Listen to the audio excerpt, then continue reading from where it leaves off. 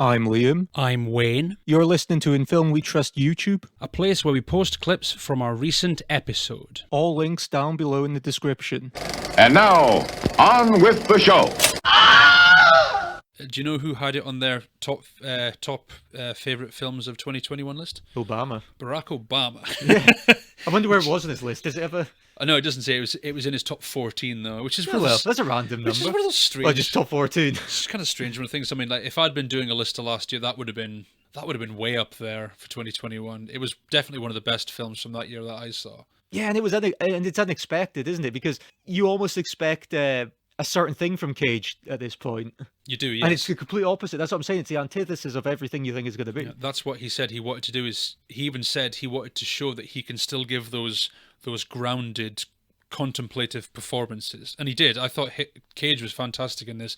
I think he might get very much overlooked, but a lot of people have acknowledged this movie.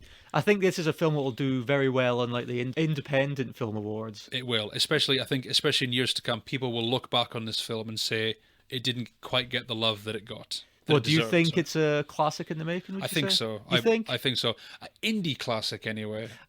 I don't know. Is it because it's not a feast for the eyes, really? It's is not. it? Well, no, it's not a visually Or striking do you think film it's or anything. more a thing people are going to look back and say, "Oh yeah, Nicolas Cage was really good in this"? I think so. Yeah, I think maybe. Do you think people, it'll be more known for Cage's performance rather than the film itself? Probably, yeah. I mean, I think Alex Wolff should get a lot more praise as well because I think he was fantastic in it as well. Especially because, like I say, his arc I think was maybe the most complete arc in the film, or maybe like the most interesting arc overall.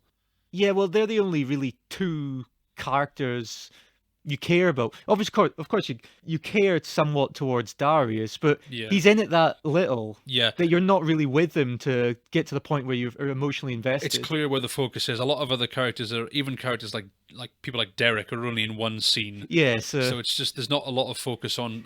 you're at characters the end like of the day, you don't give too much of a shit about Derek's pub. No, it's not. I'm not thinking back. Oh, I wish Derek's part had been expanded. Poor Derek. Yeah, poor Derek not getting his Irish pub or what it was.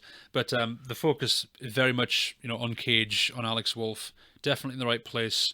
I thought it was great. I was very, very happy about this. Be good to see where Sarnowski goes from this as well. It will. And I was going to say, it'll be interesting to know where Cage goes. And we do know because the next film he's doing, he's been talking about, it's called The Unbearable Weight of Massive Talent. Oh my God. So he goes from this and subtlety and nuance to he's essentially going to be playing a caricature. He's playing himself, sort of, because what happens is it says he plays an aging actor who's supposed to be helping the CIA. He's basically playing an exaggerated version of himself. A caricature, I'd say. Yeah. Could you imagine an exaggerated version of Nicolas Cage?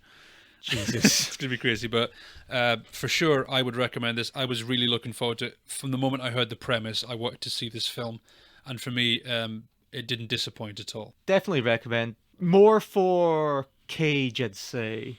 Yeah.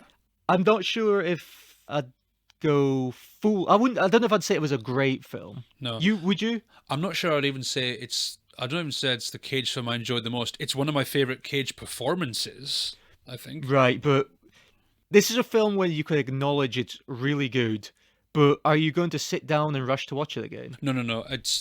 It's not light viewing. It's No. not the kind of film like, oh, let's just kick back and put Pig on. No. No, it's not that kind of thing. It's a film that does require your concentration. It does require some kind of input from you.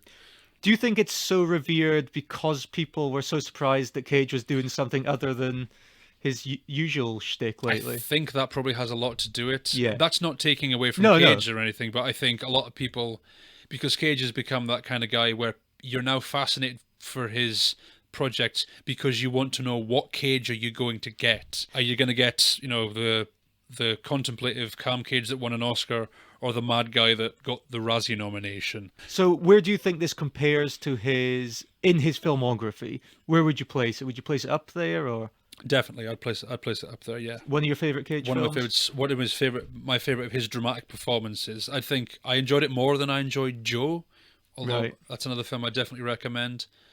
There's probably other Cage films there are some that are easier to watch, Right. but for me as a die-hard Nicolas Cage fan, I loved it.